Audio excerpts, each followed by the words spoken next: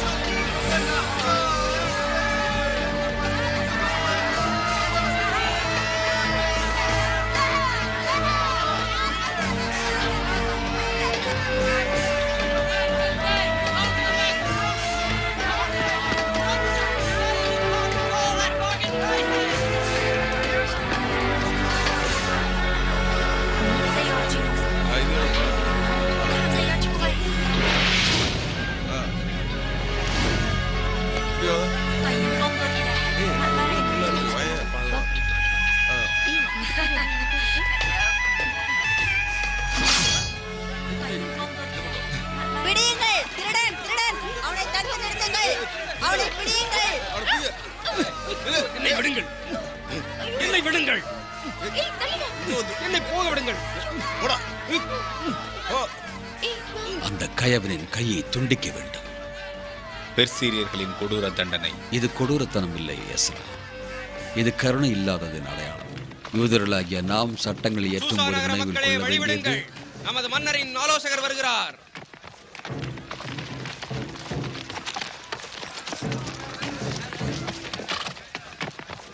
அவனை கொஞ்சம் பாருங்கள். சவுல் மன்னரின் ஆட்சியில் எல்லா யூதர்களுக்கும் தெரிந்தவரே ஒரே ஒரு அமல்கேட் தான் இந்த பூமியில். நாம் ஆபத்தில் இருக்கிறோம். அநேக வருடங்களாகிவிட்டது. இந்த பிரபுத்துவ முறைகள் எல்லாம் எப்போதுதான் ஒழியும். ஒளிந்தாலும் இவன் முன்னால் பணிந்து வணங்குவது எனக்கு பிடிக்கவில்லை.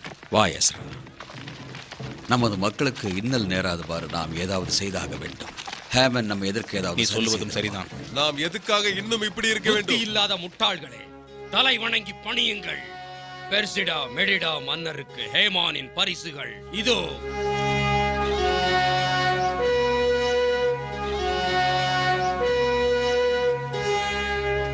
என்ன ஆணவம் இவனுக்கு? என்ன ஆயிற்று தலைவரே?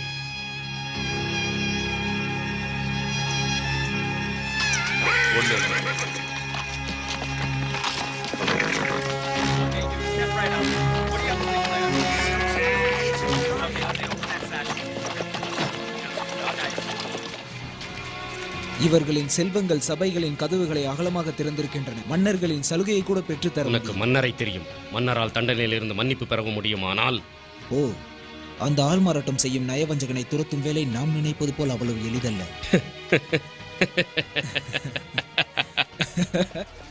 வி லவட் எஸ்கிரா வால ரேஜல் விடார் பசாப் லானினா லெஸ் எப்ரா. எத்தனை மொழிகள் கற்று வைத்திருக்கிறாய்?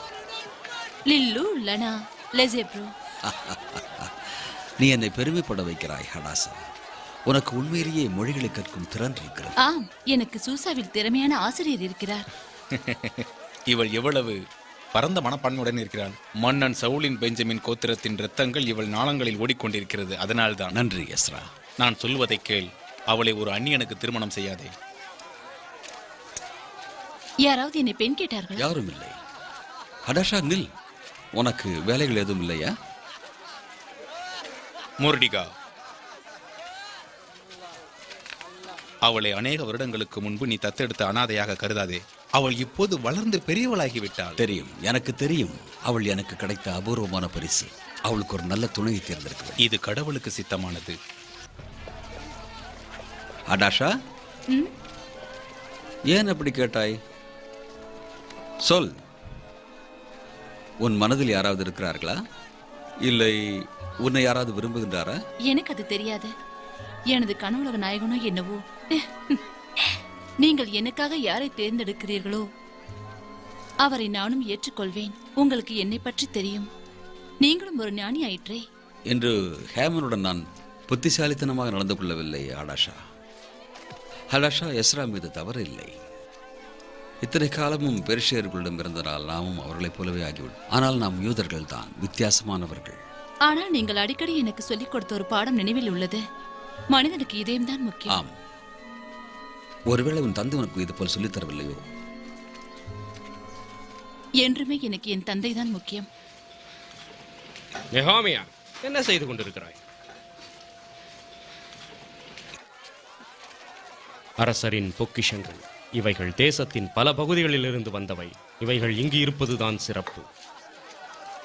அந்த தங்க கழுவு தொட்டி இருக்கிறதே, அது ஜெருசலம் ஆலயத்திலிருந்து வந்தது. யூதர்கள் இதில் தான் பலிக்கான ரத்தத்தை சேமித்து வைப்பார்கள். எல்லாம் சுத்தம் செய்யப்பட்டதுதான். இல்லை, மன்னரால் அளிக்கப்படும் ஒவ்வொரு பெரிய விருந்தின் முன்னாலும் ஒவ்வொரு பொருளும் சுத்தம் செய்யப்பட்டிருக்க வேண்டும். கழுவு. நீ அளிக்கும் திராட்சை ரசத்தை ருசித்து பரிசோதித்து பின் மன்னருக்கு அர்ப்பணிக்க வேண்டும். நான் இறந்து போனால்? நீ போகலாம், ஆனால் நமது மாமன்னர் அகாசுரஸ் வா.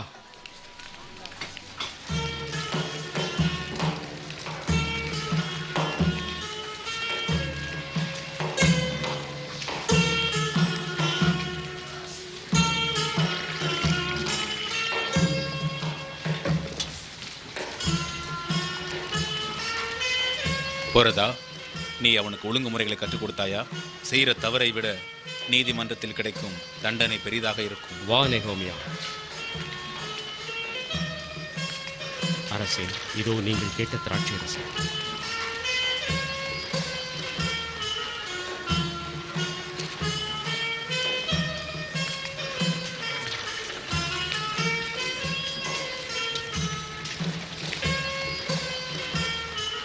இது நமது ஞானமுள்ள அரசருக்கு. மன்னர் நீண்ட ஆயுளுடன் வாழட்டும். ஆஷிரா மாசடா கடவுளின் அருளோடு அவர் ஆட்சி செலுத்தும் இந்நாட்டு குடிமக்களின் மகிழ்ச்சிக்காக.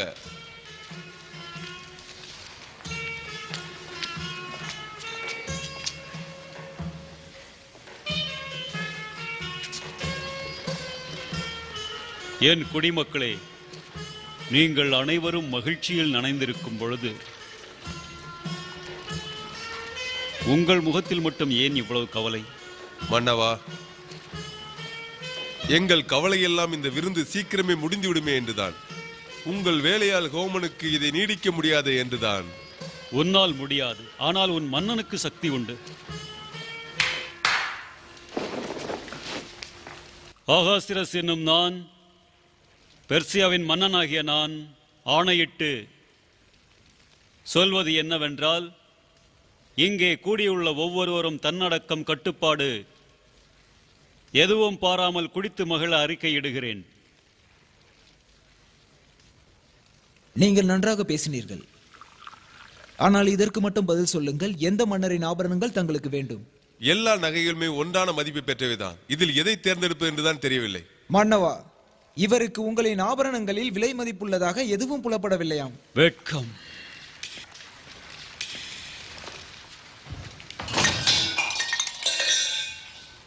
நீங்கள் சொல்வதை பார்த்தால் மன்னனின் புகழை பற்றி எதிரொலிக்கக்கூடிய நகை ஒன்று கூட இல்லை என்றுதானே பொருள்? உங்களை பொறுத்தவரை மன்னவனே, மன்னரின் உயர்ந்த ஆபரணம் இந்த நகைகளில் இல்லை. அப்படியென்றால் எங்குள்ளது? இங்கே கொண்டு வரப்படட்டும். ஒரு மன்னரின் மிக உயர்ந்த ஆபரணம் அவருடைய மனைவியின் அழகும் பெருமையும் தான். அரசியின் அழகுக்கும் மென்மைக்கும் போட்டியாக இந்த உலகத்தில் வேற என்ன இருக்கிறது? ஈஸ்டர் காதலுக்கும் போருக்கும் உரிய தேவதைக்கு இன்றைய நாள் நல்ல நாள். பேரழகு பொருந்திய ஒரு இளவரசியும் ஆண்மை மிகுந்த ஒரு போர் வீரனும் காதலில் விழுந்திருக்கிறார்கள். ஆனால் மற்ற கடவுளுக்கு இதில் விருப்பம் இல்லை போலும். ஈஸ்டர் இடையூறு தரும் தெய்வங்களை துரத்தும் பண்டிகை ஆகும். ஊது ஊது ஊதிக்கொண்டே இரு. உண்மையான காதல் ஜெயிக்கும். காதலின் விரோதிகளை அமுக்கும். அசிங்கமான பன்றிக் கூட்டங்களுக்கு ஒப்பாய் இருப்பார்கள்.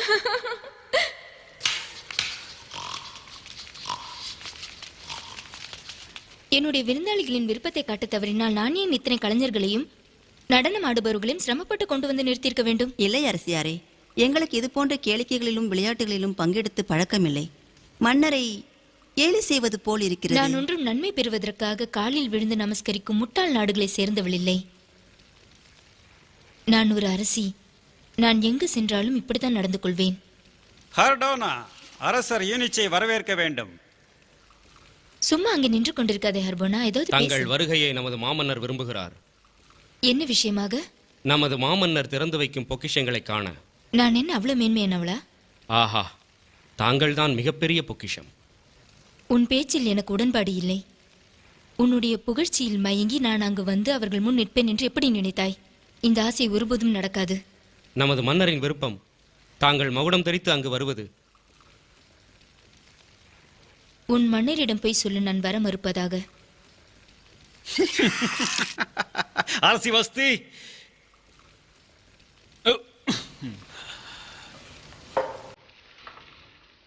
அரசி வஸ்தி மன்னனின் கட்டளையை மதிக்காமல் தவறிழைக்கிறார். மன்னா, உங்களை மட்டுமல்ல, முக்கிய அலுவலர்கள், ஏன் இந்த நாட்டில் உள்ள அனைத்து மக்களும் அரச கட்டளையை மதித்தாக வேண்டும். சட்டத்திற்கு தேவையானது என்ன?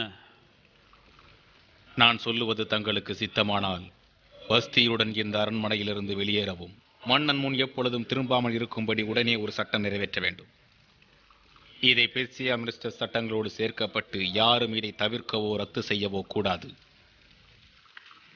மன்னவா, சொன்னது சொன்னபடி நடக்கவில்லை என்றால் மற்றவர் மனைவியும் தன் கணவன்மார்களை அலட்சியமாக பார்ப்பார்கள். அவளுக்குரிய அனைத்து அரச பதவிகளையும் வேறொருத்திக்கு கொடுத்து விட வேண்டும்.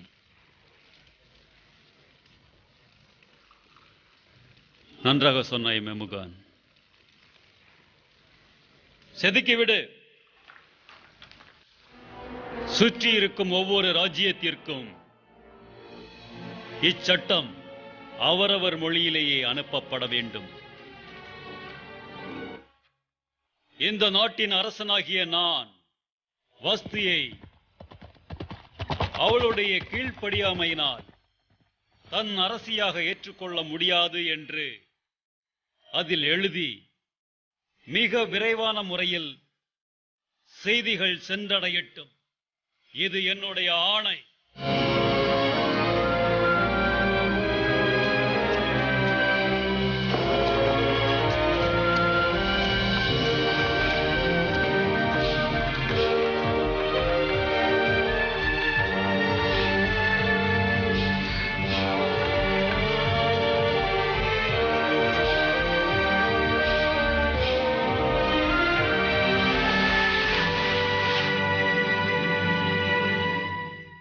போய் அரசியை என்னிடம் கொண்டு வா.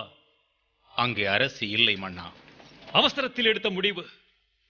இதற்கு காரணம் மது. ஆம், மது. என் கட்டளையை ரத்து செய்கிறேன். அவளுடைய மணிமுடியை அவளுக்கே தர வேண்டும். இது அரச தீர்ப்பு. எந்த சட்டமும் இதை ரத்து செய்ய முடியாது. எந்த மன்னராலும் ஒன்றும் செய்ய முடியாது.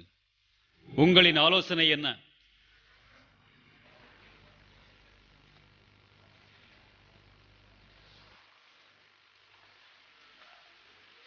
மன்னருக்கு விருப்பம் இருந்தால் சொல் ஹேமன். அழகான இளமையான கன்னிகளை தேடி பிடிப்போம். இதற்குரிய அலுவலர்களை எல்லா பகுதிக்கும் அனுப்பி வைத்து அங்கு இருக்கும் அலைகளை நாம் அழைத்து வரச் செய்வோம்.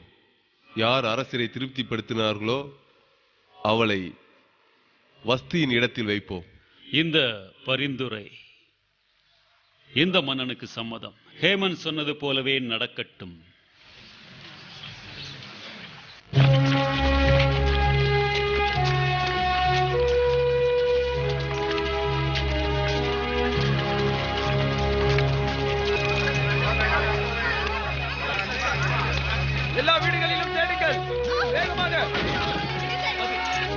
அது என் வீடு.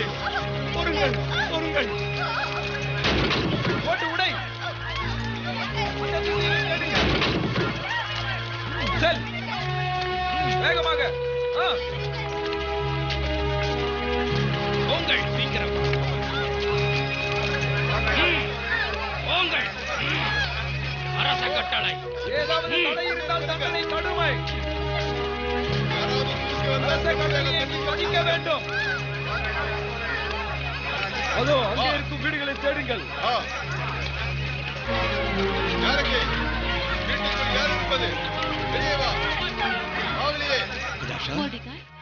ஓ, கடவுளுக்கு நன்றி. நீ இங்க இருப்பதால் சீக்கிரம் ஒளிந்து கொள், ஒளிந்து கொள். ஏன் எல்லா பெண்களையும் அழைத்துக் கொண்டு செல்கிறார்கள். எதற்காக? வா, சொல்கிறேன். மன்னரன் அந்த புறத்திற்காக. சீக்கிரம் இங்கே வா. நீ வந்த புறத்தில் ஆயுள் முழுவதையும் கழிக்க வேண்டுமா? உள்ளே இரு, இங்கே இரு, அமைதியாக இரு. கதவை திற. இது அரச கட்டளை.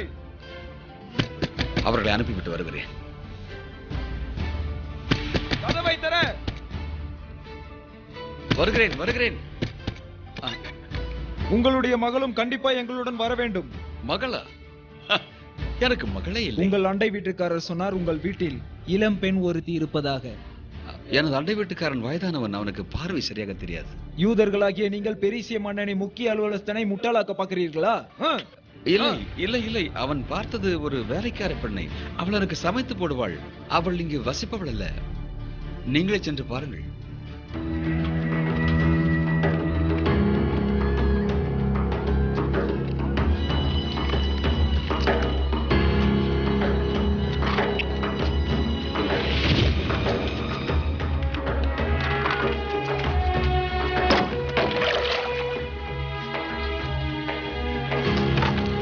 உனக்கு மகளே இல்லையா? என்ன இது? அப்படியானால் நீ போய் சொன்னாயா? இல்லை, அப்படியெல்லாம் இல்லை. தேடி பிடித்து எப்படியாவது அவளை இங்கே கொண்டு வாங்கள்.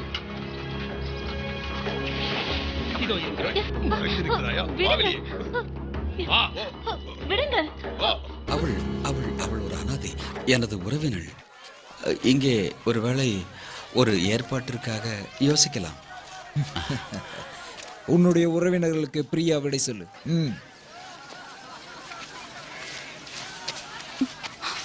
போய் வருகிறேன். நம்மை போல் அனாதையாக இருப்பவர்களை தேவன் ஆதரிப்பார். உங்கள் கருணை மரியாதை செய்யப்படும். நீ ஒரு யூதர் என்று சொல்லிவிடாதே. ஏன்? நீ உன்னுடைய பெயரை கூட சொல்லக்கூடாது.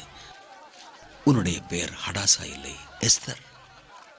நீ உன்னுடைய பெயரை மறந்தாலும் நீ யூத மதத்தில் இருப்பதை மறக்காதே.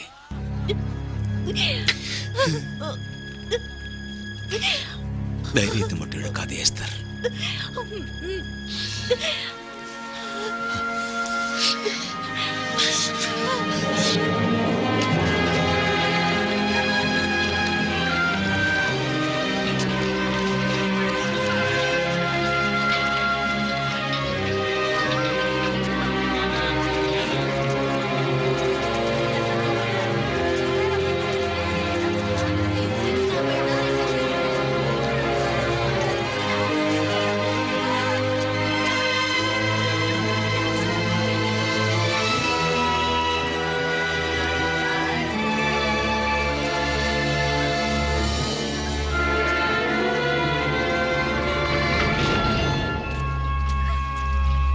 இந்த வழியாகத்தான். செல்லுங்கள், செல்லுங்கள், சீக்கிரம்.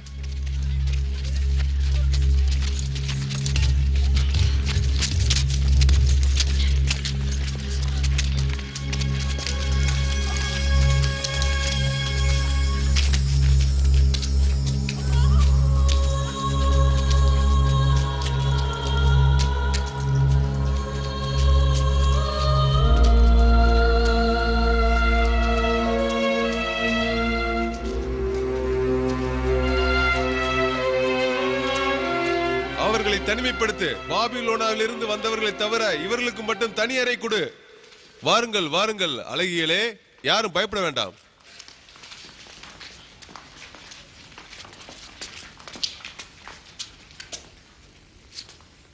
யூதர்களே, நான் ஹேகாய் என்னுடைய கண்காணிப்பில் தான் நீங்கள் இருக்க வேண்டும். ஏனென்றால் உங்கள் புதிய வீட்டுக்கு நல்வரவு. இன்று உங்களை நான் திருப்திப்படுத்த போகிறேன். ரகசிய படுக்கறையில் மாமன்னரை நீ சந்திக்க வேண்டிய வேலை வந்துவிட்டது. மனம் தளர வேண்டாம். இதற்குரிய மருத்துவ சிகிச்சை முறைக்காக எண்ணெயும் பிறகு வாசனை திரவியங்கள், சிறு பிள்ளை போல அழ வேண்டிய அவசியம் இல்லை. இவற்றை பரிந்துரைப்போம். மன்னர் முன்னிலையிலும் அரண்மனை காவலர்களிடமும் எப்படி நடந்து கொள்ள வேண்டும் என்று கற்றுத்தரப்படும். ஏன், உனக்கென்று நேரம் வரும்போது நீ கூட அரசியாக மாறலாம். அங்கே என்ன சத்தம்? அவளை அமைதியாக இருக்க சொல்லுங்கள். இவளை சகோதரியுடன் சேர்த்து வையுங்கள். அவளும் இங்குதான் இருக்கிறாள். உனக்கு அவளை தெரியுமா? இல்லை, நிச்சயமாக தெரியாது. எனவே அவளை பற்றி கவலைப்பட உனக்கு அவசியம் இல்லை. ஆனால் அவளை அழ வைப்பதில் எனக்கு உடன்பாடு இல்லை. ஆண்கள் முயற்சி செய்தால் அது கண்டிப்பாக நடக்கும். ஆண்களா? நீ எந்த ஆணையும் இங்கு காண முடியாது. எனக்கு ஒரு ஆணின் உண்மை பலம் தெரியும். உன்னுடைய கண்களில் நான் உன் பலத்தை காண்கின்றேன், சிப்பாய்களை விட.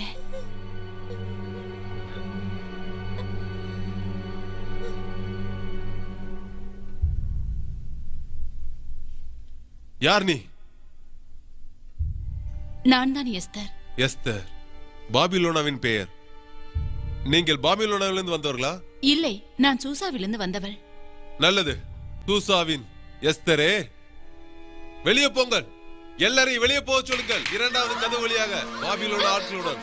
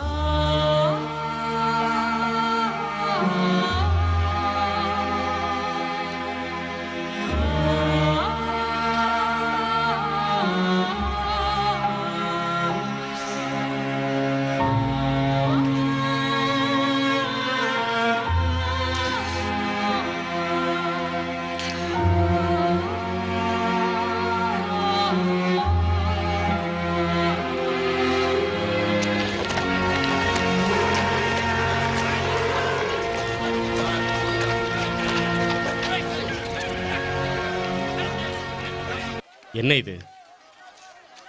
இது சாம்பிராணி. இதையா சாம்பிராணி என்கிறாய்? இவைகள் தரம் கெட்டவை. உனக்கு அரசவையில் உள்ளவர்களை பற்றி தெரியுமா? சரியான பற்கடிப்புகள். அவளுக்கு நீ ஒரு தவறு செய்த. எப்படி? நீ எதை பற்றி சொல்கிறாய்? இங்கே அப்படி செய்து விட்டேனா? உனக்கு நிச்சயமாய் ஒரு உதவியாள் தேவை. என்னை வேலைக்கு அமர்த்திக்கொள். நான் ஒரு எழுத்தாளன் கூட. பேர்ஷியன், பாபிலோனியன், அரபிக் மொழி கூட எனக்கு எழுத தெரியும். நான் உனக்கு பெரிய உதவியா இருப்பேன். உனக்கு கூட்டல் கழித்தல் கூட தெரியுமா? எனக்கு தெரியும். இதோ இந்த சாம்பிராணி நிச்சயம் 2வது ரகம். போதும் உதவியாளரே. ஒருவேளை நீ இந்த அரண்மனை கதவுகளுக்கு உள்ளேயே அமர்ந்து விடுவாய். நீதான் கெட்டிக்காரன் ஆயிற்றே மோர்டிகாய் யூதனே.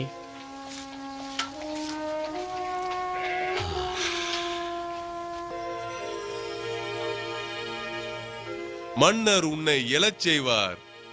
கவனமாக இரு.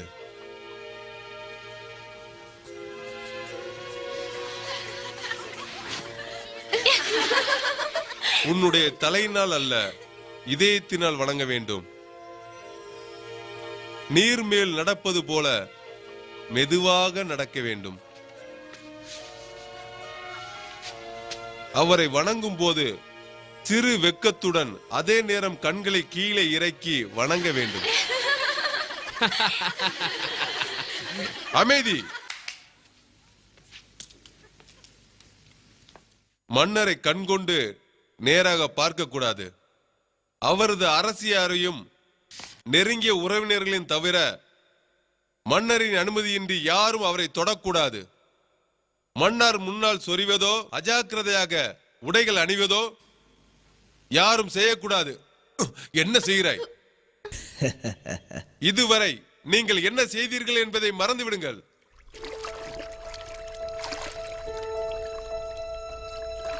நீ அரசனுடன் செல்லும் இரவு வரும்போது உனக்கு என்ன கொண்டு செல்ல வேண்டுமோ அதை கேட்கலாம். நான் என் பாதங்களை தொடும் வரை நீண்டுள்ள ஒரு முத்து மாலையை கழுத்தணியாய் கேட்பேன். நான் வெஞ்சிறகுகளால் ஆன ஒரே ஒரு கைவிசிறை மட்டும் கொண்டு செல்வேன். ஒருவேளை மன்னன் என்னை திரும்ப அனுப்பாமல் வைத்துக் கொள்வாரா?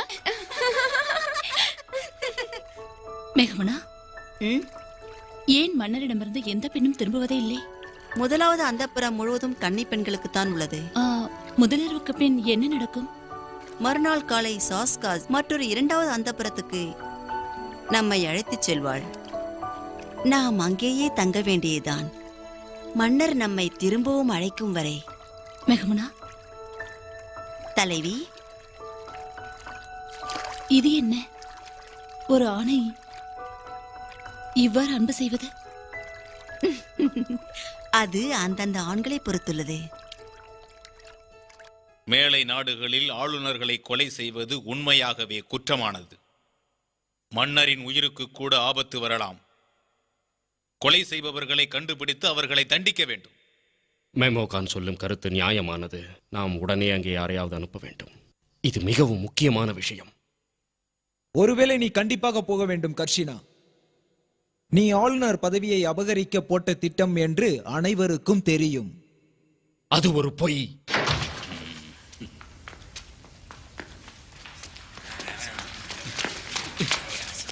என்னை விடுங்கள். தெற்கு நாட்டு ஆளுநர்களிடமிருந்து நமது மாமன்னருக்கு செய்தி வந்ததை நான் சொல்ல வேண்டும். இது நடக்காத ஒன்று. ஆளுநர் இறந்து விட்டார். அரசனின் அழைப்பை இன்றி யாரும் அவர் முன்பு வர முடியாது, தெரியுமல்லவா? உன் உயிர் போய்விடும். இது சட்டம். ஆனால் நான் அழைக்கப்பட்டிருக்கிறேனே. யாரால்? எப்பொழுது?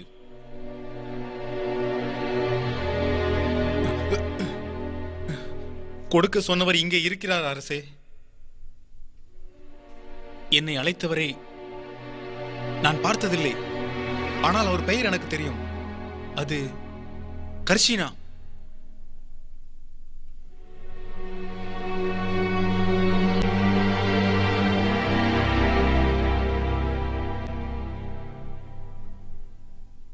கர்ஷினா. அது அவன் இப்போது எங்கே இருக்கிறான்?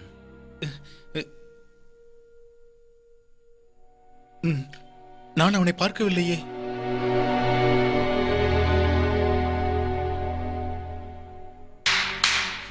அவனை கொண்டு செல்லுங்கள். இல்லை அரசே, என்னை தண்டிக்காதீர்கள், விட்டுவிடுங்கள். குற்றம் நிரூபிக்காமல் உனக்கு தண்டனை இல்லை. இவனுக்காக ஒருவன் போகாவிட்டால் இவன் இரத்தப்பழி உங்கள் மேல்தான். இதை பற்றி விசாரணை நடக்கும்.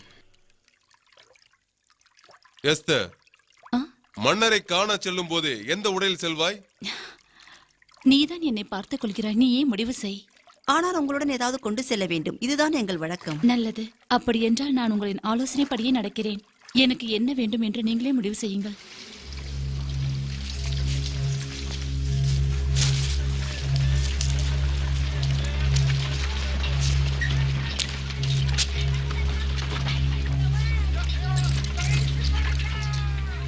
இன்றைய இரவுக்கு மட்டும்.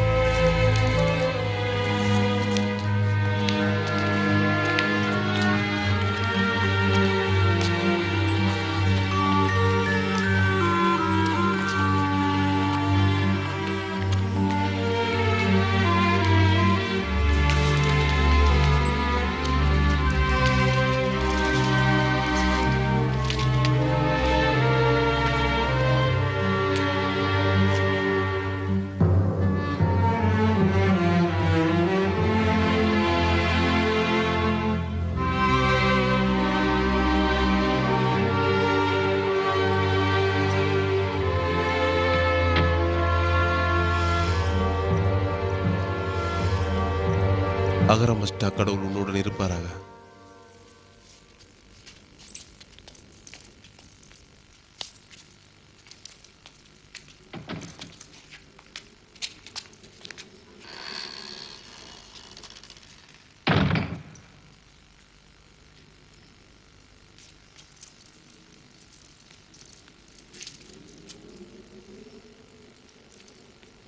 உன் பெயர் என்ன?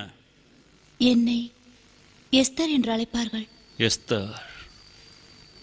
உன்னுடைய பெயர் எஸ்தர் தேவதை, அன்பு தேவதையின் பெயர் தானே? எங்கள் மொழியில் இதற்கு இன்னொரு அர்த்தமும் உண்டு. அதாவது மறைக்கப்பட்ட பொருள். நீ ஏன் உன் முகத்தை மறைத்திருக்கிறாய்? மறைக்கும் அளவுக்கு விகாரமா நீ? எங்கே பார், உன்னை நான் பார்க்க வேண்டும்.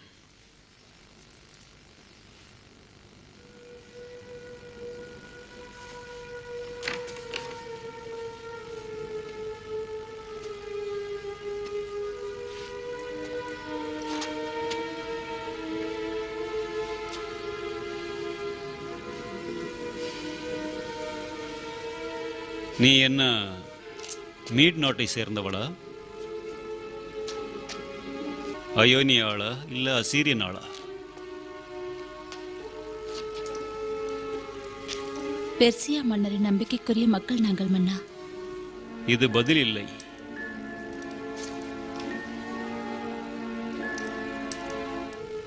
பெண்களுக்கு அமைதி ஒரு அழகுதான்.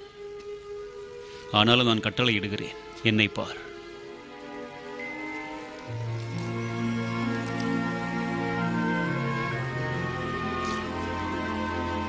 நீ காண்பது என்ன? மன்னா, வீரமும் பேரளவும் கொண்ட ஒரு ஆடவனை காண்கிறேன். நீயும் மற்றவர்களைப் போலத்தான். நீயும் அவர்கள் சொல்லி தந்தது போலவே பொய் சொல்கின்றாய். சரி, இனி என்ன செய்ய வேண்டுமோ அதை செய்யலாம்.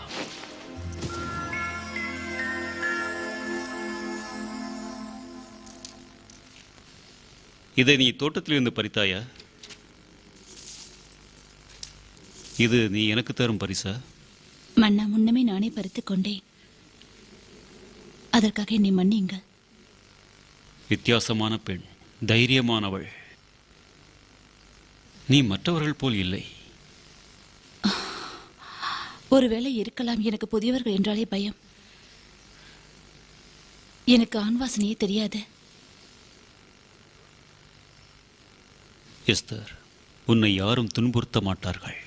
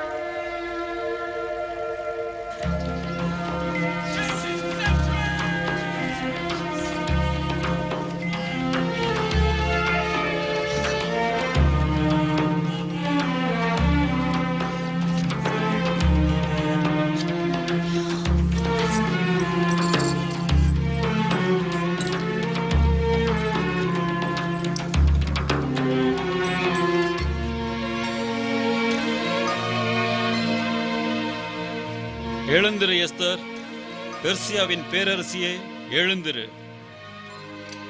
பேரரசி வாழ்க! நம் எஸ்தர் ராஜாதி வாழ்க!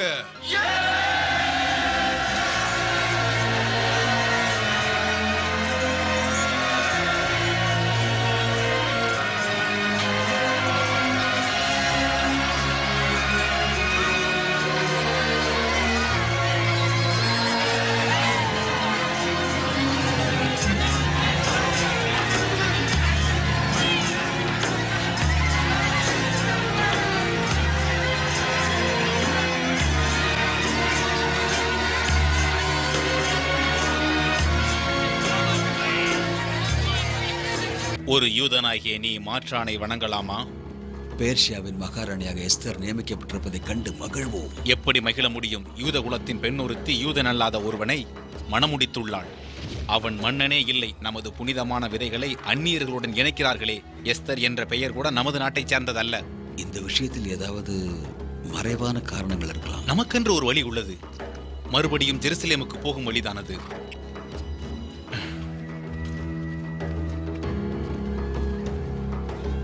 என்ன உங்களுக்கு பயமா? இல்லவே இல்லை. மனிதனை கொல்வதில் முதல் முறை அல்ல. நாளை இரவு இதுதான் அந்த விஷம். அவன் குடிப்பதில் இதை கலக்க வேண்டும். தவற விட்டு விடாதே. நாளை இரவு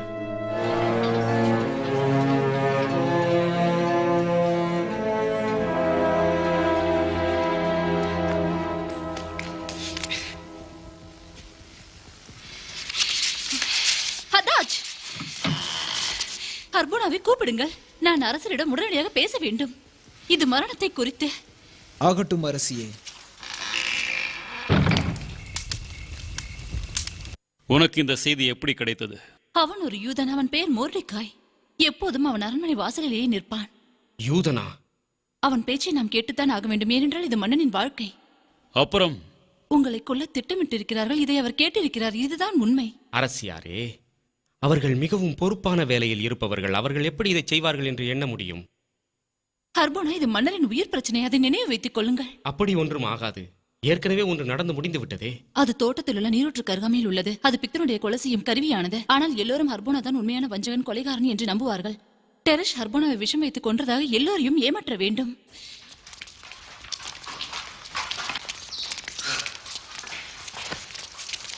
என்னிடம் விஷத்தை கொடுத்து மன்னரை கொலை செய்ய போகிறாயா? அது ஒரு பொய். எங்களை தவறுதலாக குற்றம் சாட்டுகிறார். மெமுகன், நீ ஒரு தேடுதலை உடனடியாக நடத்த வேண்டும். காவலாளிகளே, இந்த கைதிகள் மத்தியில் விசாரணையை துவங்குங்கள்.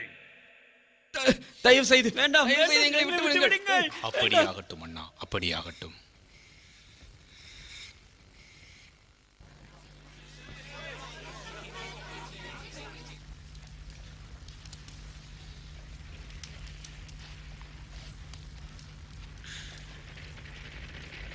அவர்கள் குற்றம் புரிந்தவர்கள். ஆனால் ஏன் என்னை கொல்ல நினைத்தார்கள்? உங்கள் விசாரணை இதை பற்றி ஒன்றும் சொல்லவில்லையே, ஏன்? அவர்கள் காரணங்களை சொல்ல மறுத்துவிட்டார்கள். என் வாழ்வின் முழு நம்பிக்கை அவர்கள் மேல் வைத்திருந்தேன். என் முழு நம்பிக்கையும் வைத்திருந்தேன். மெமுகன், இவர்களுக்கு பின்னால் யார் உள்ளனர்? இந்த சதி திட்டங்களுக்கு ஒரு முடிவே இருக்காதா? இதற்கான முடிவு என்றுதான் வரும்.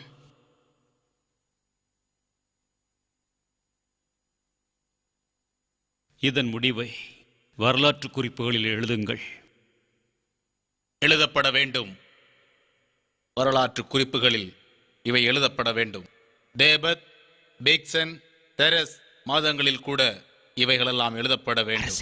மன்னனை படுகொலை செய்ய வேண்டும் என்ற உங்களின் திட்டம் வெட்ட வெளிச்சமாகிவிட்டது. யூதனான மோர்டிகாயில் தன்னுடைய உற்சாகத்தினாலும் வீரத்தினாலும் மன்னனுடைய உயிரை காப்பாற்றினார். என் மன்னா, ஹேமன், நீ ஒரு கெட்ட செய்தியை கொண்டு வந்திருந்தால் நீ போகலாம். உங்களிடமிருந்து எதையும் மறைக்க முடியாது மன்னா.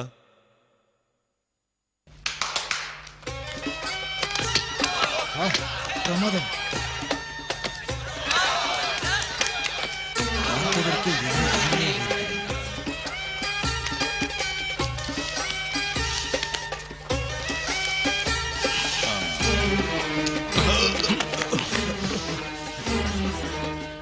உன்னுடைய அற்புதமான இந்த பரிசுகளை உன்னால் எங்கேயும் கொண்டு போக முடியாது.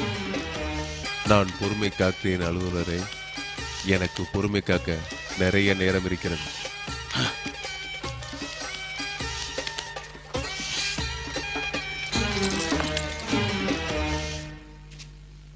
மெமுகன், மெமுகன், நீ சாகக்கூடாது. இது என் கட்டளை. என்னை விட்டு ஏன் விலகினாய்? அரசியாரே, மன்னரை யாரும் சமாதானம் செய்ய முடியவில்லை. சொல்வதை கேளுங்கள். மன்னரை காண அனுமதியின்றி நுழைய முடியாது. அரசியால் கூட முடியாது. மீறினால் மரண தண்டனை தான்.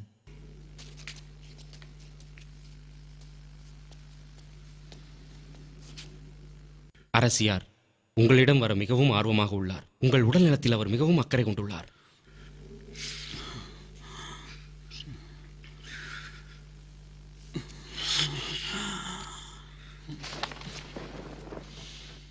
எங்கிருந்து எல்லாரும் வெளியில் செல்லுங்கள். அவர் வலியின் பிடியில் இருக்கிறார். அவரால் அதை சமாளிக்க முடியும்.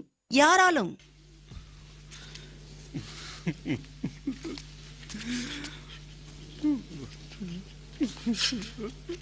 மன்னா, கடந்த 3 நாட்களாக நீங்கள் துக்கம் அனுசரித்துக் கொண்டிருக்கிறீர்கள். வெகுமூனை திரும்பவும் சாவின் பள்ளத்தாக்கிலிருந்து வரவழைத்து உமது கடமைகளை நினைவு கூற செய்ய முடியுமா? ஆட்சி செலுத்த நீங்கள் மறுபடியும் போக வேண்டிய நேரம் இது. மன்னனின் கரிசனையை மகாராணி இழந்து விட்டால் இனிமேல் துன்பம்தான்.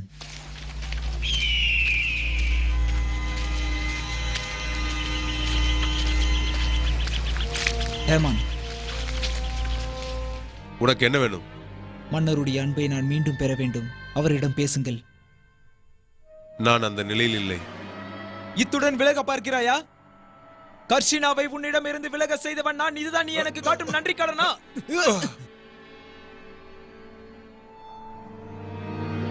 உங்களுக்குள் என்ன பிரச்சனை? சொல்லுங்கள், நானும் தெரிந்து கொள்கிறேன். வாயை மூடு முட்டாள் பெண்ணே. உனக்கு இன்னும் என்ன வேண்டி கிடக்கிறது? மன்னர் என்னை தனது அரண்மனையின் புதிய காரியஸ்தனாக நியமிக்கப் போகிறார்.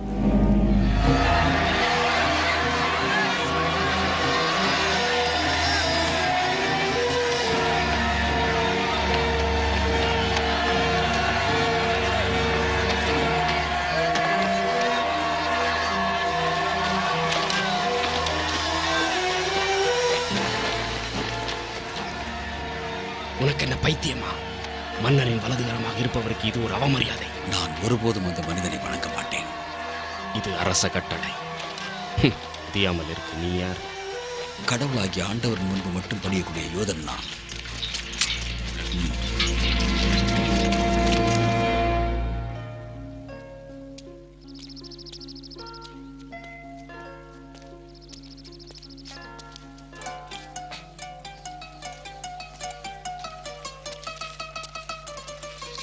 நீங்கள் நினைப்பது போல் அவ்வளவு சுலபமல்ல. இன்னும் நேரம் எடுக்கும். ஆனால் எனக்கு நிறைய நேரம் உள்ளது.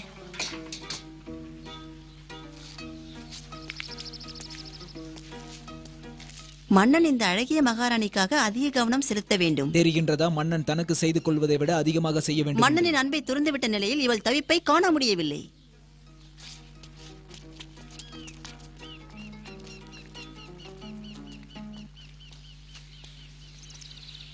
வணங்குகிறேன் அரசி. ஹெகாய், உன்னுடைய சிறைகள் மூடியிருந்த எஸ்தரும் இப்போதுள்ள எஸ்தரும் வேறு வேறு. ஆம். அரசனிடமிருந்து என்னுடைய சலுகையை நான் இழந்து விட்டேனா? இல்லை, அப்படியெல்லாம் இல்லை. நான் ஏதாவது மன்னன் விருப்பத்திற்கு எதிராய் நடந்திருந்தேன் என்றால்? ஏன் அப்படி நினைக்கிறீர்கள்? அவர் என்னை வாரக்கணக்கில் அமரும்படி அனுப்பவில்லை. தயவு செய்து நான் என்ன செய்ய வேண்டும் என்று சொல். பொறுமையா இருங்கள். அரண்மனை பூராவும் நிறைய வேலைகள் இருக்கிறது. புதிதாக சேர்த்த காரியஸ்தலுக்கு சில அறிவுரைகளை சொல்லிக் கொண்டிருக்கிறார். ஹேமான், இந்த மனிதன் தங்களுடைய சமூகத்திற்கு மரியாதை தர மறுக்கிறான். அவன் மேலாளர்கள் தினமும் அவனிடம் பேசிக் கொண்டுதான் இருக்கிறார்கள். அவன்தான் அதை கவனிப்பதில்லை. அவனை சட்டை செய்யாதே. அவன் ஒரு பைத்தியக்காரன். என்னால் இந்த முட்டாள்தனமான காரியங்களை பொறுத்துக் கொள்ள முடியாது.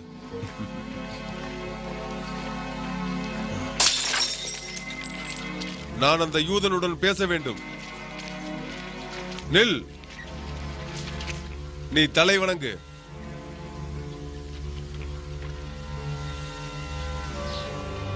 உன்னை அவ்வாறு செய்யுமாறு என்னால் செய்ய முடியும்.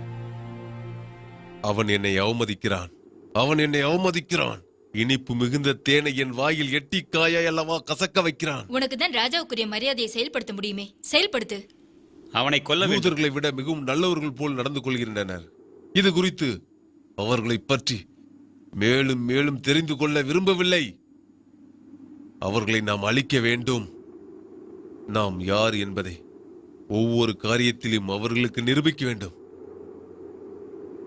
இங்கு இருக்கும் எல்லாரையும், ஆண் பெண் குழந்தை எல்லாரையும் உடனே கொல்ல வேண்டும். கொல்ல வேண்டும். இப்போதே. என்னை மன்னியுங்கள் மன்னா, என்னை மன்னியுங்கள். ஹேமன் தங்களை காண அனுமதி கோருகிறார். வரச் சொல்லுங்கள்.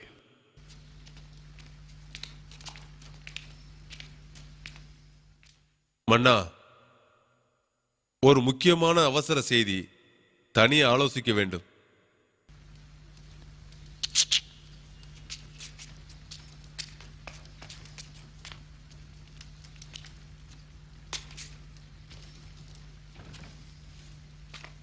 ஒரு குறிப்பிட்ட மக்கள் உங்களுடைய ஆட்சியில் இங்கும் அங்குமாக அலைக்கழிக்கப்படுகிறார்கள் மன்னா. ஆமாம், விஷயத்திற்கு வா. அவர்களுடைய சட்டங்கள் வேறு. ஒரே ஒரு சட்டம்தான் இருக்க வேண்டும். 7 நாட்களில் ஒரு நாள் வேலை செய்ய மறுக்கிறார்கள். பணத்தை பிடுங்கிக் கொண்டு வரிகளை செலுத்தாமல் ஏய்க்கிறார்கள்.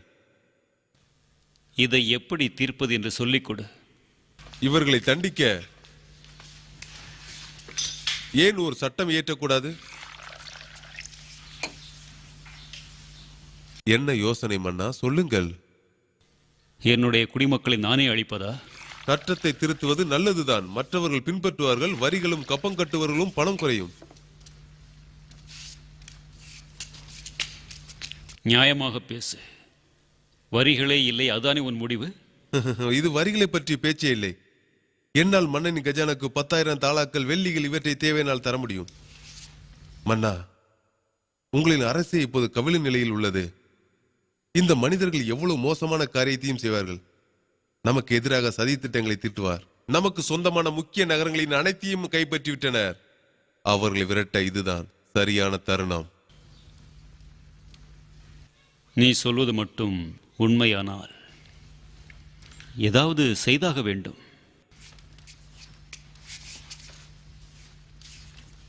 இந்த மக்கள் யாராக இருக்கக்கூடும்? என் மன்னா, நான் சொல்வதை கேளுங்கள்.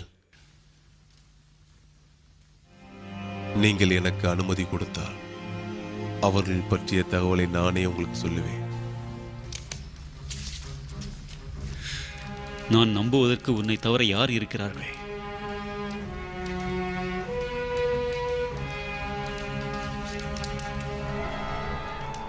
உனக்கு எல்லா அதிகாரங்களும் கொடுக்கப்பட்டுள்ளன. எனக்கு இதை பற்றி அக்கறை இல்லை.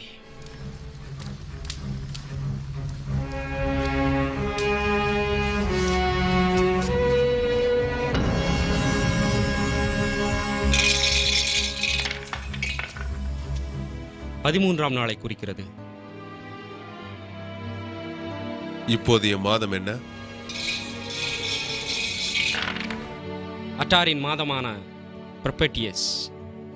அப்படி என்றால் அபீரின் 13வது. மனிதன் கணிக்கிறான், ஆனால் கடவுளே தீர்மானிக்கிறார். கடவுள் முடிவு செய்யட்டும். நான் தயார் செய்கிறேன். சுற்றறிக்கை. அவரவர் மொழிகளில் அவரவருக்கு ஏற்றவர் அனுப்புங்கள். மன்னரின் கட்டளைப்படி யூத குலத்தை சேர்ந்த எல்லா ஆண், பெண், முதியவர், இளையவர், மழலைகள் எல்லாரையும் அவர்களின் உடல், ஆன்மா இரண்டையும் அழியும்படி கொள்ளுங்கள். அழியுங்கள். இளையவர்கள், முதியவர்கள், பெண்கள், குழந்தைகள் இவர்களை எல்லாம் ஒரு நாள் 12வது மாதத்தின் 13வது நாள் அடார் மன்னன் மாதத்தில் அவர்களுடைய ராஜ்யத்தில் என்னுடைய பேச்சுகளை கேட்காதே, புறப்படு. எல்லா மக்களையும் அந்த நாளை குறித்து தயாராக இருக்கும் என்று சொல்லி வைக்கப்பட வேண்டும். உங்கள் பெர்ஷியா மன்னர் எங்களை கொல்வாரா? இல்லை. இவ்வளவு வருடங்கள் நாம் இங்கு வாழ்ந்த பிறகு கூட நமக்கு இப்படி நடக்குமா? அவர்கள் எல்லாம் நமக்கு நண்பர்கள் தானே. இப்படி எல்லாம் நடக்க அனுமதிக்க மாட்டோம். மறைவதற்குள் நாம் செல்ல வேண்டும். அனைத்து பொருட்களையும் எடுத்துக் கொள்ளுங்கள். எப்படி புரியும்? சீக்கிரம், வேகமாக, வேகமாக, வேகமாக. வேறு வழி இல்லை. நாம் இங்கிருந்து சென்றுதான் ஆக வேண்டும். சீக்கிரம் கிளம்புங்கள். விரைவாக கிளம்புங்கள்.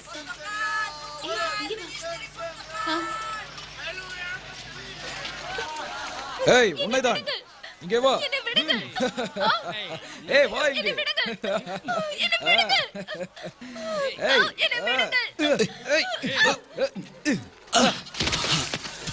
போதும், விடு.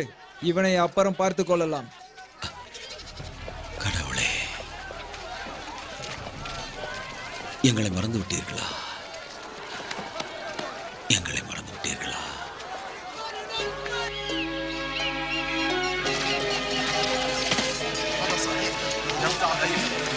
யூதர்களுக்கு கேடு, இஸ்ரேல் குழந்தைகளுக்கு கேடு. நமது விரோதிகள் திடீரென தாக்குவதற்கு பதுங்கி இருக்கின்றனர். யூதர்களுக்கு கேடு, இஸ்ரேல் மக்களின் குழந்தைகளுக்கு கேடு. நாம் அழிந்து போக போகிறோம். ஏன் கடவுளே, ஏன் நம் கடவுள் நம்மை கவனிக்கவில்லை? நம்மை ஏன் கவனிக்கவில்லை? வெளியே போ, ஈனம் உள்ளவனே, உனக்கு எவ்வளவு தைரியம்? கடவுளே, அமைதியாயிரு. உன்னை நீ கட்டுப்படுத்த. நாம் அழிந்து கொண்டிருக்கிறோம். அமைதியாயிரு மோர்டிகாய். அமைதி. உனக்கும் உன் மக்களுக்கும் கேடு விளைவிக்கும்படி நடப்பதுதான் விருப்பமா? கடவுள் ஏன் தன் முகத்தை அமைதி. முட்டாள்தனமாக நடந்து கொள்ளாதே. கடவுள் தன் முகத்தை மறைத்துக் கொண்டு விட்டார்.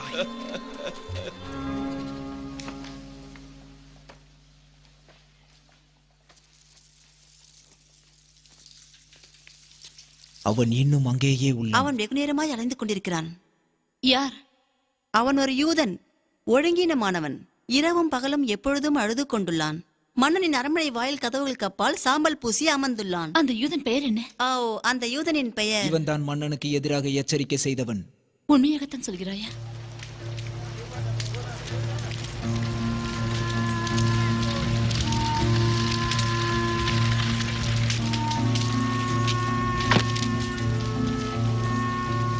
அரசி உன்னை அவர் முன் வரும்படி ஆணையிட்டார்கள்.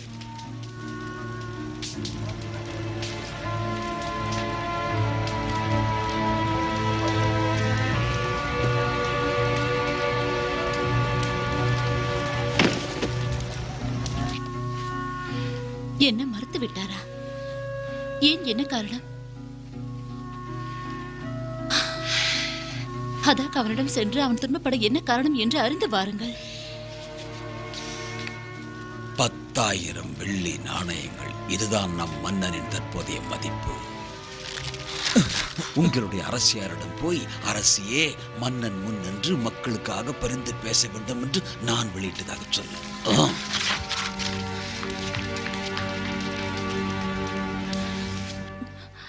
ஆனால் ஏன்? இந்த கட்டளை பற்றி எனக்கு ஏன் அறிவிக்கப்படவில்லை? எங்கள் அரசியே, இதெல்லாம் மன்னரின் விருப்பம். மோர்டிகாய்க்கு இவ்வளவு உரிமைகள் எங்கிருந்து கிடைத்தன? ஜனங்களுக்காக பரிந்து பேச வேண்டுமா?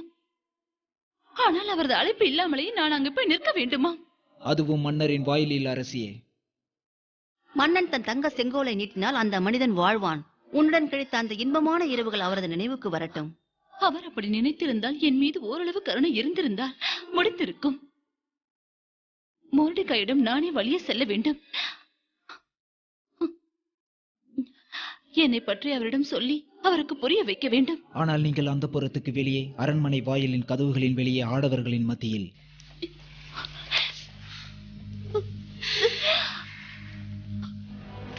மன்னனின் மாளிகையில் மற்ற யூதர்கள் மத்தியில் நீ மட்டும் தப்பித்து விடலாம் என்று எண்ணிவிடாதே. நீ மௌனமாக இருந்தது போதும். மற்றொரு மூலையிலிருந்து யூதர்களுக்கு மறுவாழ்வும் விடுதலையும் கண்டிப்பாய் கிடைக்கும். ஆனால் நீயும் உன் தந்தையின் குடும்பமும் அழிந்து போகும். அடாஷா,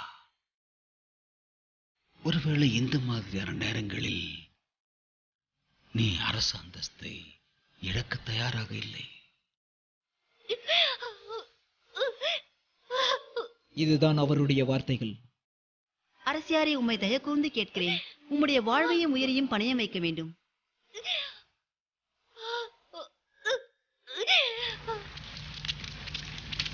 அவனை பிடியுங்கள். விடுங்கள், தயவு செய்து விடுங்கள்.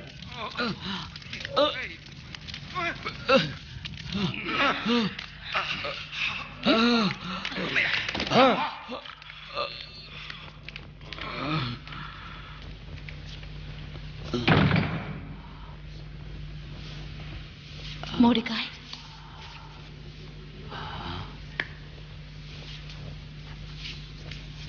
மோர்டிகாய், மொர்டிகாய், ஹடாஷா,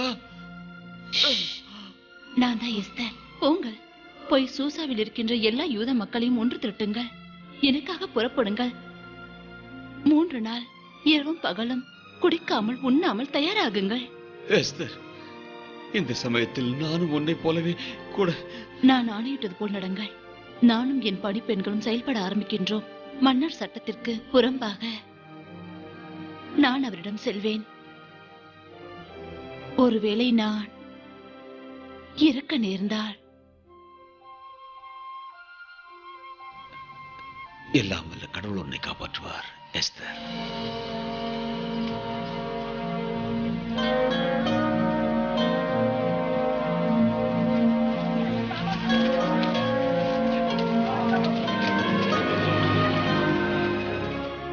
அப்பா பிதாவே,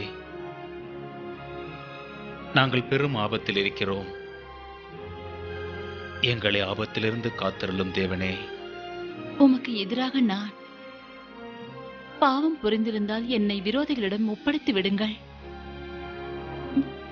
இன்னும் திருப்தி அடையவில்லை என்றால் நாங்கள் முற்றிலும் அழிந்து போக சித்தமாய் இருக்கின்றோம்.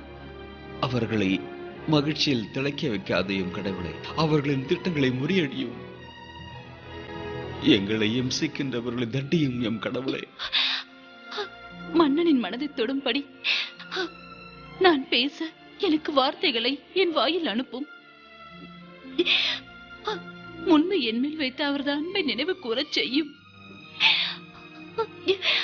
எங்களுக்கு எதிராக போர் புரிபவர்களை எதிர்க்க மன்னரது மனதை மாற்றும். கடவுளே நமக்கு துணை.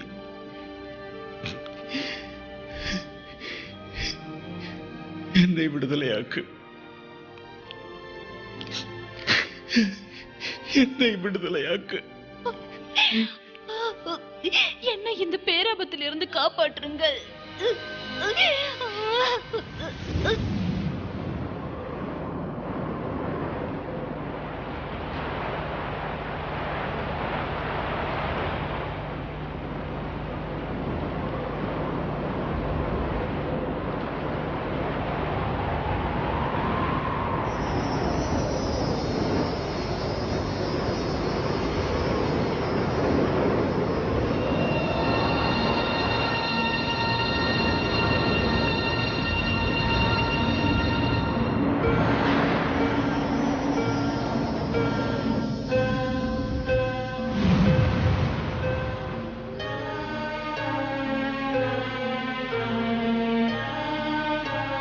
மேமுனா, நான் குளித்து உடை மாற்ற வேண்டும். எனது ஆடைகளை தயார் செய்.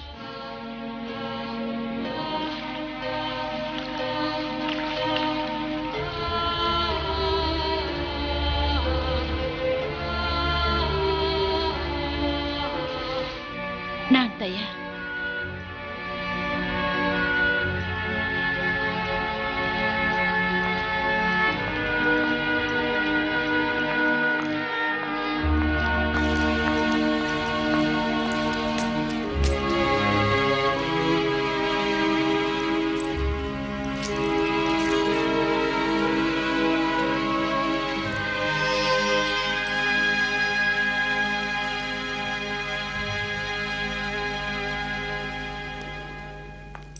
அடுத்தபடியாக மன்னாதி மன்னா பாக்டீரியாவில் இருந்து ஒரு குழு வந்துள்ளது வாணியத்தை பற்றி பேச. அவர்கள் கப்பம் செலுத்தி விட்டார்களா? இன்னும் இல்லை மன்னா. அவர்கள் காத்து கிடக்கட்டும். நான் மாத கணக்கில் காத்து கிடக்கின்றேன்.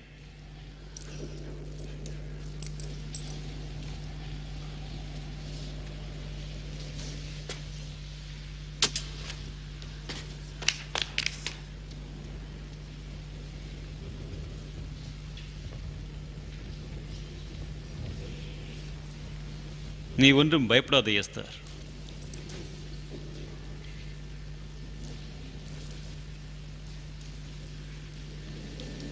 மன்னருக்கு விருப்பம் என்றால் உன் கோரிக்கைதான் என்ன? கண்டிப்பாக அது நிறைவேற்றப்படும். என்னுடைய ராஜ்யத்தில் சரிபாதி கேட்டாலும் தருவேன். மன்னரும் ஹேமனும் நான் ஏற்பாடு செய்திருக்கும் விருந்தில் நீங்கள் கலந்து கொண்டால் அதுவே எனக்கு போதும். வருவீர்களா மன்னா?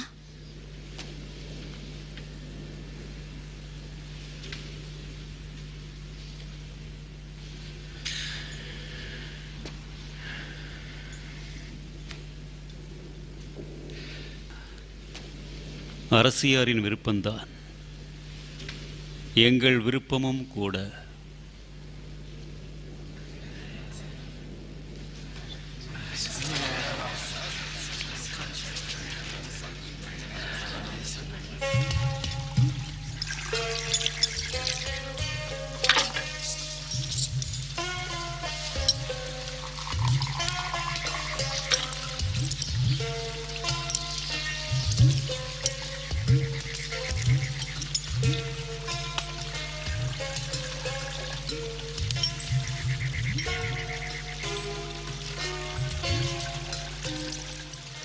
என் அழகான அரசியே, உன் கோரிக்கை என்ன?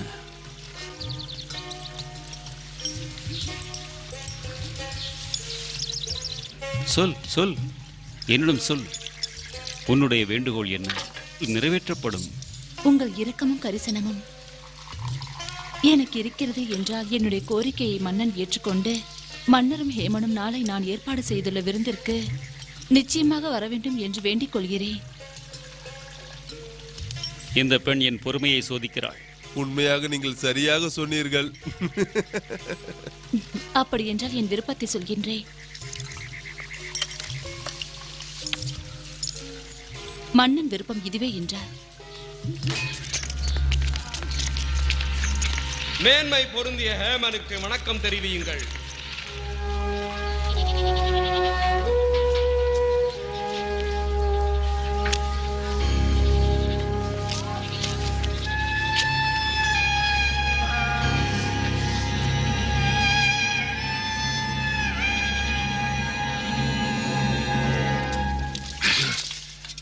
நீங்கள் செய்வது எதுவுமே எனக்கு ருசிக்கவில்லை.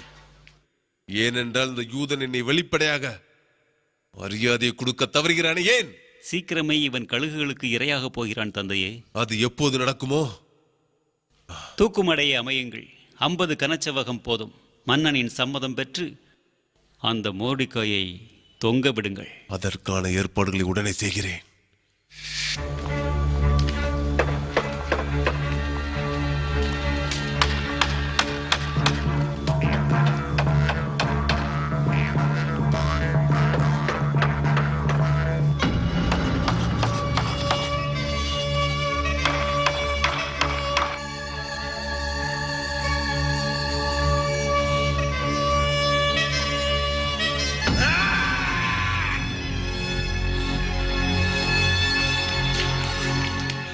என்ன ஆயிற்று அரசே? எனக்கு தூக்கம் வரவில்லை. உங்கள் அனுமதியோடு துதிபாடியை அழைக்க விரும்புகிறேன் மன்னவா. உங்கள் தூக்கத்திற்கு அவர் மிகவும் உதவுவார்.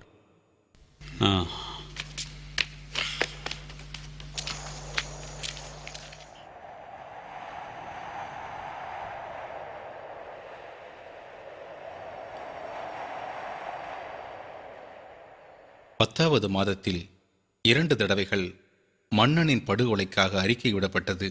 அசுராமுடா கடவுளின் கிருபையால் இந்த திட்டம் கண்டுபிடிக்கப்பட்டது. மோர்டிகாய் என்னும் யூதன் அரண்மனை கதவுகளின் அருகிலிருந்து தன்னுடைய வீரதீர செயல்களால் மன்னனின் உயிரை காப்பாற்றினார். அவ்வளவுதானா? பெர்சியா நாட்டு கட்டளைப்படி அரசாணைகளும் அமலாக்கப்படும்.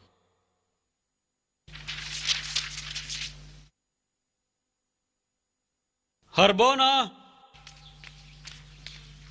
வாருங்கள் பிரபுவே. தங்களை மன்னர் உடனடியாக காண விரும்புகிறார். அவருக்கு என்ன வேண்டும் என்பது உனக்கு தெரியுமா? அவர் நன்றி கடன் யாரிடம் பட்டிருக்கிறார் என்று தெரிய வேண்டுமாம்.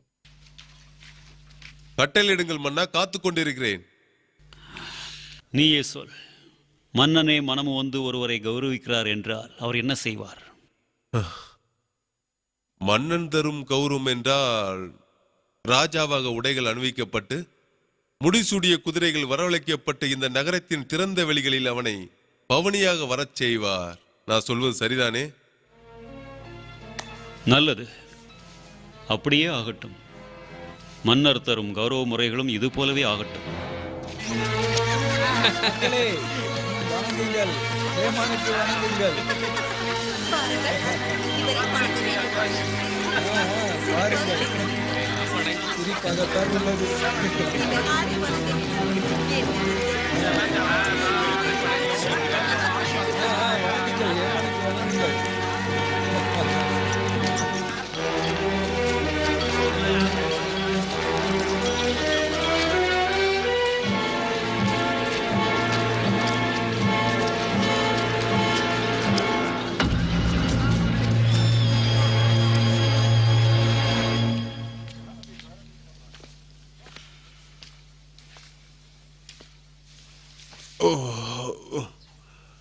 நான் பின்னால் தள்ளப்படுகிறேன்.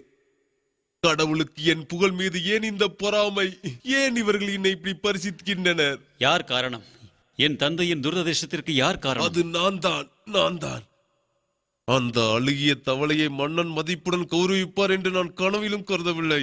அவர் என்னைத்தான் கௌரவிப்பார் என்று எண்ணினேன். என் விரோத செயலுக்கு எதிராக மரியாதை செலுத்த அவர் கட்டளை தந்ததை எண்ணி நான் எவ்வளவு வருத்தப்பட்டேன் என்று தெரியுமா? மோர்டிகாய் யூதர்களின் ஒருவனாய் இருந்தான் என்றால் எனக்கு அச்சமாக உள்ளது. உங்கள் அழிவுக்கு இதுவே முதற் காரணமும் துவக்கமாகவும் இருக்கும் என்று நினைக்கிறேன். என்ன?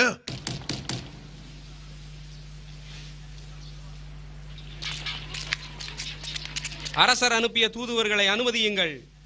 திறங்கள்.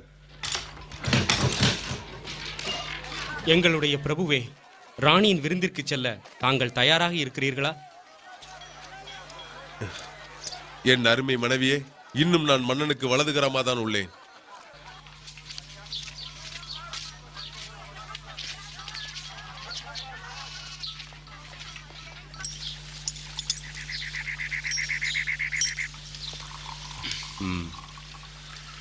விருந்து நன்றாக உள்ளது.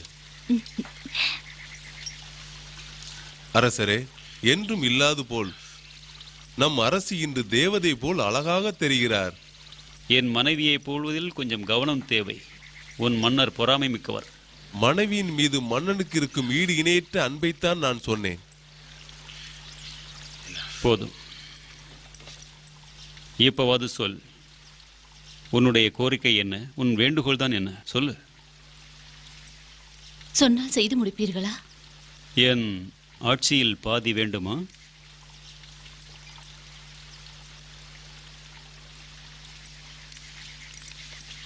உங்களுடைய கரிசனை எனக்கு கிடைத்தது என்றால், மன்னருக்கு விருப்பம் என்றால், என்னுடைய உயிரையும் தர நான் தயாராக இருக்கிறேன். இதுதான் வேண்டுகோள்? எனது மக்களின் உயிரையும் நான் தருவேன். இதுதான் என் வேண்டுகோள். விடுகதை சொல்லி கோபமூட்டுகிறாய். உன்னுடைய மக்களை பற்றி எனக்கு எதுவும் தெரியாது. மன்னா, உங்களுக்கு ஒரு விஷயம் தெரியாது. நானும் என் ஜனங்களும் அடிமைகளாக விற்கப்பட போகின்றோம். இதுதான் உங்கள் கருணையா? உன்னை யாரும் விற்க முடியாது. நீ என்னுடையவள். என்னை விற்றாகி விட்டது மன்னா. அழிக்கவும் கொல்லவும் சின்னாபின்னமாக்கவும். மன்னா, நான் விவாரிக்கலாமா? எந்த ஒரு பகைவனும் எங்கள் மன்னனின் இந்த கொடிய நஷ்டத்தை ஈடு செய்ய முடியாது. தெளிவாக சொல் எஸ்தர். என்ன நஷ்டம்? யார் பகைவர்கள்? ஹேமான். மோர்டிகாயுடன் இவனுக்கு இருக்கும் விரோதம் தான் மக்களை கொல்லப் போகிறது. உன்னுடைய சொந்தமா? சொந்தமா? ஹேமன் எல்லோருக்கும் சாவுமணி அடித்து விட்டான். பெண்களுக்கும் குழந்தைகளுக்கும் கூட.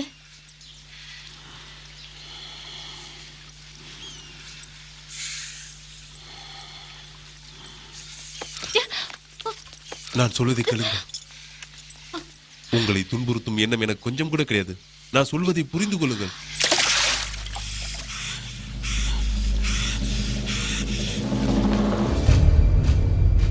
என் மீது கருணை காட்டுங்கள். என் 2 மகன்களுக்காவது தயவு செஞ்சு உயிர் பிச்சை கொடுங்கள். காவலாளிகளே, இது என்னுடைய ஆணை. என் முன்னிலையில் என்னுடைய ராணியை கொல்ல முடியுமா என்ன? தவறான செய்தி என்னால் விளக்க முடியும். அரசியை கொன்று விடவும் மக்களை அழிக்கவும் திட்டமா? இதற்கு மரணம் தான் தண்டனை. இல்லத்தில் 50 அடி கனத்திற்கு தூக்கு மேடை உள்ளது. அது மோடிகாய்க்காக தயாரிக்கப்பட்டது. மன்னரை காத்த மாவீரனுக்காக. அதன் மேல் அவரை தூக்கிலிடுங்கள். மகாராணியை உண்மையை சொல்லி என்னை காப்பாற்றுங்கள். நில்லுங்கள். என் மோதிரம். வேண்டாம், என்னை விட்டு விடுங்கள். கருணை காட்டுங்கள். உண்மையை சொல்லுங்கள், தயவு செய்து.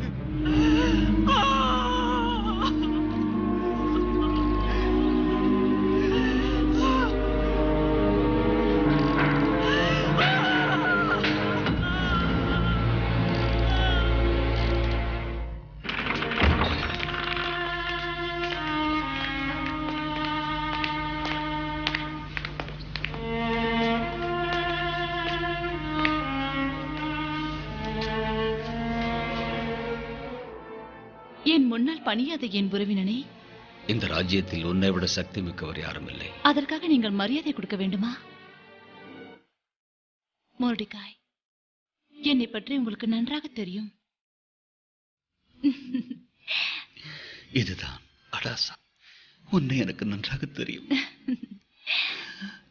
அந்த கடவுள் என்னுடைய கோரிக்கையை நிறைவேற்றி விட்டார்.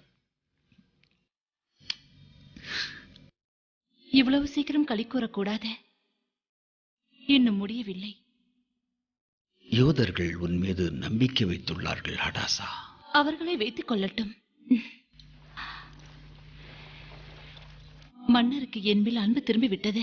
மன்னரிடம் சென்று ஹேமனின் பதவியை பற்றி கேட்பேன். நான் என்றுமே ஜனங்களை கைவிட மாட்டேன். கண்டிப்பாக அணுகு மோர்டிகாய். எங்களுக்கு உதவியாக இரு. நாங்கள் எல்லோரும் முட்டாள்தனமாக எதிரிகளின் மேல் வைத்த நம்பிக்கையை இப்போது உன்மேல் வைக்கின்றோம்.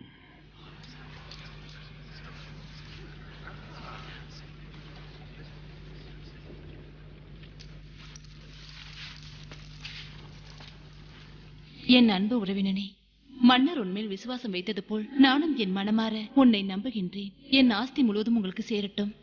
உங்களை ஹேமானின் வீட்டுக்கு அனுப்புகின்றேன். அப்படியே ஆகட்டும்.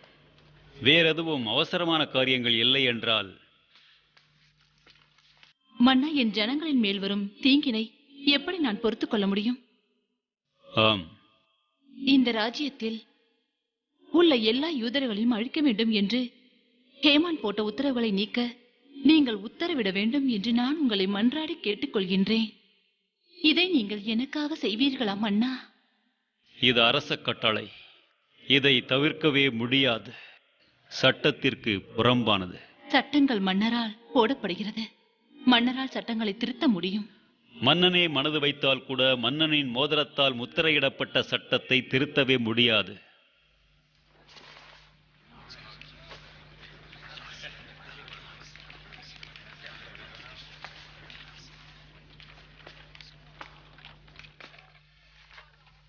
மோர்டிகாய், நீ உன்னை புத்திசாலியாகவும் சாதுரியமானவனாகவும் காட்டியுள்ளாய்.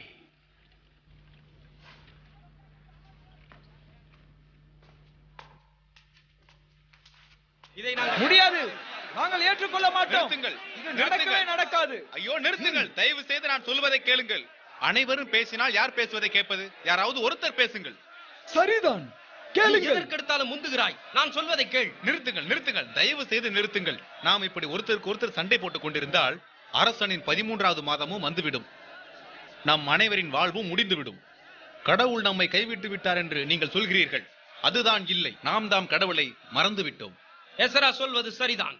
ஜெருசலேமில் உள்ள கடவுள் நாம் இங்கிருந்து கேட்பதை எப்படி தர முடியும்? நாம் திரும்பியே ஆக வேண்டும். இன்னும் நேரம் உள்ளது. எருசலேமில் நமக்கு என்ன பாதுகாப்பு?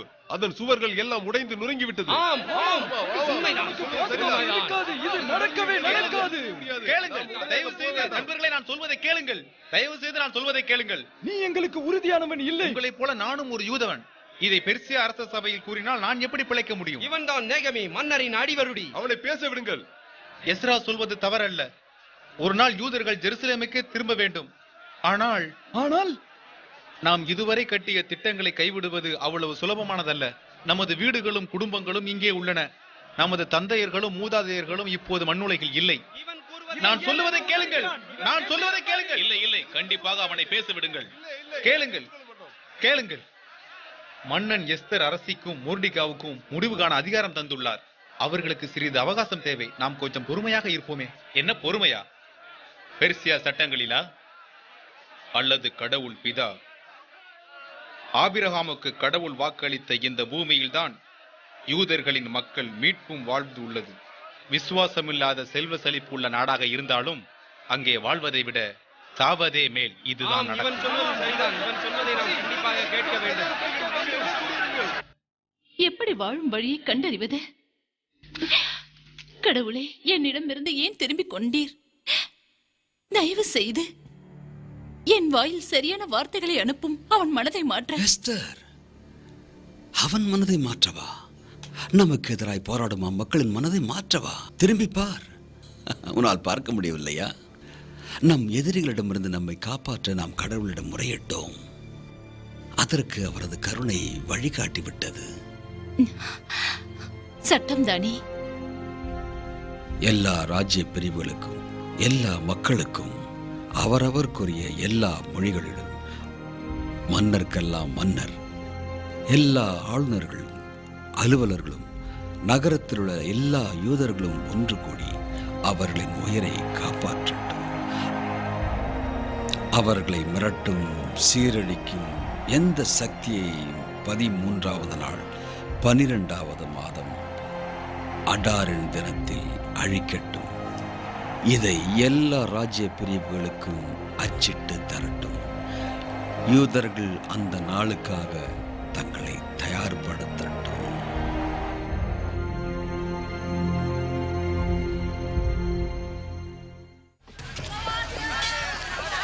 எஸ்ரா, எஸ்ரா, இந்த சட்டத்தை கேள்விப்பட்டாயா? இது மகிழ்ச்சிக்குரியதன்று. இரத்தம் சிந்தாமல் நாம் வெற்றி பெற சாத்தியமில்லை. நம்மிடம் கற்களும் கருவிகளும் இருந்தால் நம்மை கூட நாமே காப்பாற்றிக் கொள்ள முடியும். இந்த யுத்தம் நேர்மையானதா? யூதர்களை வாழ வைக்கவே இந்த போர்.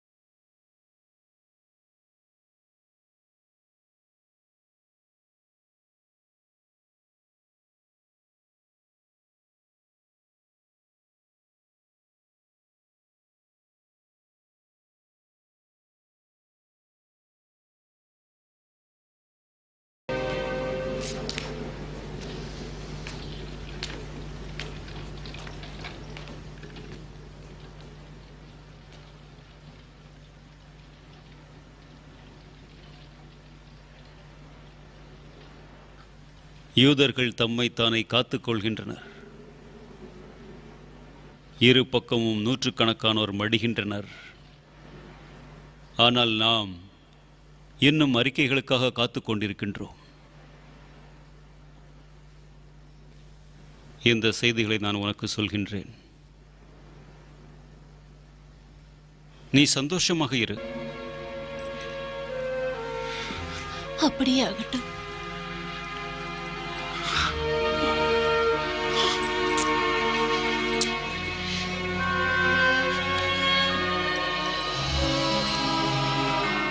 நான் பெர்சிய நாட்டு பேரரசி. ஒவ்வொரு வருடமும் யூதர்கள் ஆதரவின் 14வது 15வது நாட்களை நினைவு கூற கட்டளையிடுகின்றேன். ஏனெனில் இந்த நாளில்தான் அவர்களின் வேதனை மகிழ்ச்சியாக மாறியது.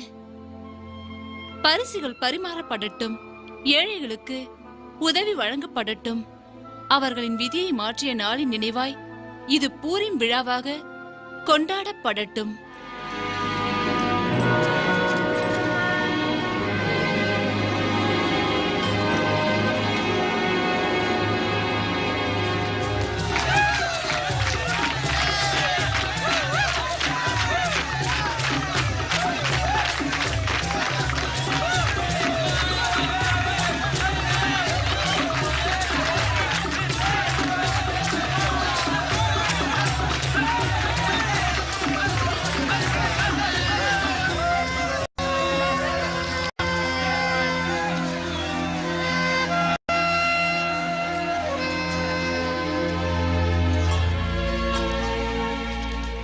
நிறைய யூதர்கள் பேர்ஷியாவிலேயே தங்கிவிட்டனர். மற்றவர்கள் எஸ்ரடாவின் முனைப்பால் மூதாதையர் நாட்டிற்கு திரும்பிவிட்டனர்.